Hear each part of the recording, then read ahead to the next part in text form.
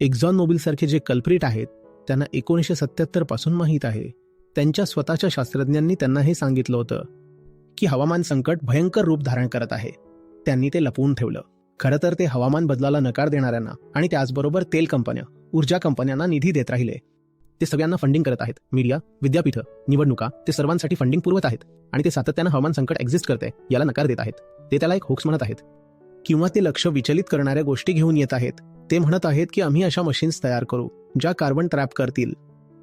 ज्या क्षणी तुम्ही हे ऐकता की वातावरणातील कार्बन परत जमिनीत सिक्वेस्टर करता येतो किंवा अधिक प्रमाणात कार्बन उत्सर्जनाची परवानगी मिळते, तेव्हा तुम्ही म्हणता काहीच अडचण नाहीये.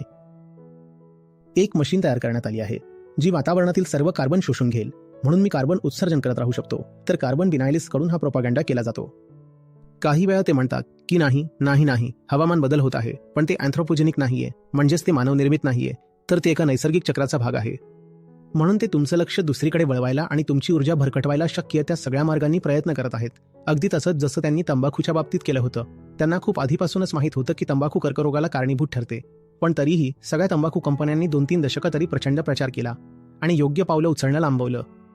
पण तेल उद्योग हा खूप खूप खूप खूप मोठा उद्योग आहे तंबाखूपेक्षा.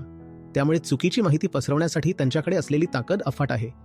ते फक्त चुकीची माहिती पसरवण्यासाठी निधी देत नाहीत, तर योग्य माहिती मुख्य प्रवाहात येऊ नये याचीही काळजी घेतात.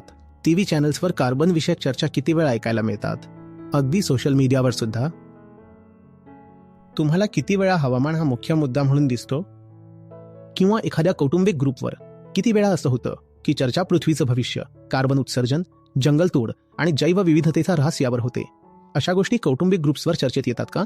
नाही ना, कारण मीडियाने आपल्यावर इतक्या लक्ष विचलित करणाऱ्या गोष्टींचा भडीमार केला आहे जेणेकरून आपण योग्य गोष्टीकडे लक्ष देऊ नये. हे एक समजून उमजून केलेलं कारस्थान आहे.